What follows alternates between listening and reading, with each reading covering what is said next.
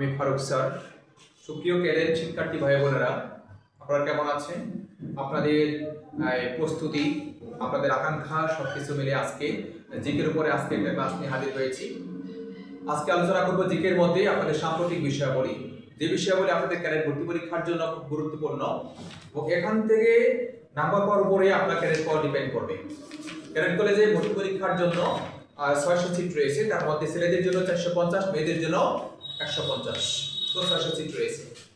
আপনারা জানেন যে ক্যাডেট ভর্তি পরীক্ষা অতি সন্নিকটে চলে আসছে, যাতে আপনাদের প্রস্তুতি জিকের উপর আরো গোছানো হয়, আরো শানিত হয়, আরো ইফেক্টিভ হয়। এই জন্য আমি আপনাদের কাছে ক্লাস দিচ্ছি। যে বিষয়টি আলোচনা করবো সাম্প্রতিক বিষয়াবলী। আপনারা যদি এই বিষয়গুলো পড়েন তাহলে আপনাদের অবশ্যই জিকের মধ্যে 100 to 100 সাম্প্রতিক বিষয়াবলী কমন পড়ে যাবে। আজকে আলোচনা করতেছি যে আসলে ফুটবল বিশ্বকাপ 2026 আয়োজন কততম?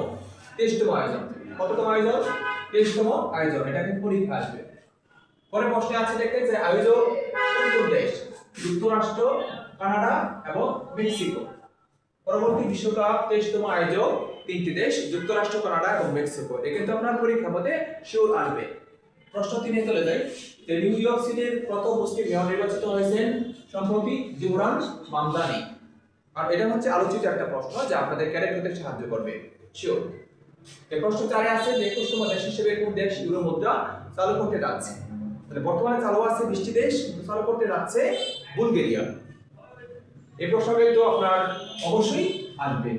ক্যাডেট হওয়ার জন্য আমি আগে বলেছি যে জিকে সাম্প্রতিক বিষয়াবলীর উপরে আপনার কিন্তু এখানে রিটেনে পাস করা, ভাইবা দেওয়া এবং ক্যাডেটশিপ পাওয়ার জন্য খুব এসোসিয়েট। প্রশ্ন 5 আছে যে 74তম মিস ইউনিভার্স নির্বাচিত হয়েছেন ফাতিমা বস, উনি মেক্সিকোর অধিবাসী নাগরিক। এটা কিন্তু আপনার গুরুত্বপূর্ণ বিষয়াবলী। প্রশ্ন 6 আছে দেখেন জুলাই জাতীয় সনদ বাস্তবায়ন আদেশ জারি করা হয় কবে? 13 নভেম্বর 2025। এটা কিন্তু আপনার বিশেষ করে অন্তর্বর্তীকালীন শপথ নেওয়া এবং বর্তমানে যে সার্বিক অবস্থা বিবেচনা করে এই প্রশ্নটা আসার সম্ভাবনা বেশি। পরে প্রশ্ন 7 আছে সার্কের বর্তমান মহাসচিবকে, যাকে বলা হয় মানে বিশেষ করে সকল কর্মকর্তার মধ্যে মানে প্রধান। বর্তমানে দায়িত্বে আছেন যে গোলাম সারওয়ার, তিনি বাংলাদেশের নাগরিক। কারণ এটা কিন্তু আপনাদের জানা আছে যে আসলে সার্কের উদ্যোক্তা ছিলেন মরহুম প্রেসিডেন্ট জিয়াউর রহমান এবং স্বপ্নদ্রষ্টা আমাদের বাংলাদেশ, এবং সার্ক হচ্ছে আঞ্চলিক সংস্থাগুলোর মধ্যে খুবই গুরুত্বপূর্ণ একটা সংস্থা। ডেমোক্রেট 66 আলোচিত একটা টপিক যে কোন দেশের রাজনৈতিক দল? নেদারল্যান্ডস। এটা কিন্তু আপনার জন্য পরীক্ষার জন্য মোস্ট ইম্পর্টেন্ট এবং ক্যাডেট পাওয়ার জন্য অবশ্যই এটা আসতে পারে।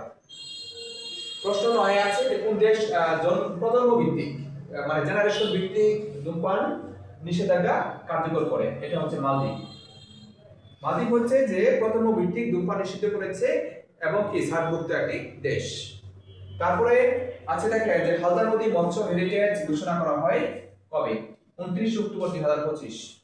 আর যেহেতু মৎস্য গুরুত্বপূর্ণ একটা খাত, আমাদের বিশেষ করে অভ্যন্তরীণ ভাবে অনেক গুরুত্বপূর্ণ একটা খাত, এখানে এই প্রশ্নটা আসার সম্ভাবনা বেশি। এবং এটা যে আজকে যে আলোচনা করা হলো এই ক্লাসগুলো এবং এই টপিকগুলো আপনাদের অবশ্যই ক্যাডেট ভর্তি পরীক্ষা ফাইনাল পরীক্ষার জন্য অবশ্যই ইম্পর্টেন্ট এবং আপনাকে ফাইনালি ক্যাডেটে পাস করতে সাহায্য করবে। আপনি শিওর থাকেন যে আপনি ক্যাডেটে পাস করতে যাচ্ছেন।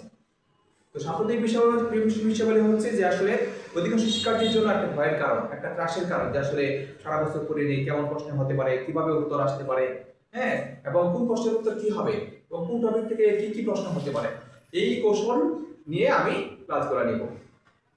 আশা করি সবাই ভালো থাকবেন এবং আপনাদের ক্যাডেট ফাইনাল পরীক্ষা পাস করার জন্য আমার ক্লাসগুলো ফলো দিয়ে রাখবেন। আশা করি আপনাদের পরীক্ষা অনেক গুছানো হবে এবং কি পরীক্ষার ফলাফল অনেক সুন্দর হবে।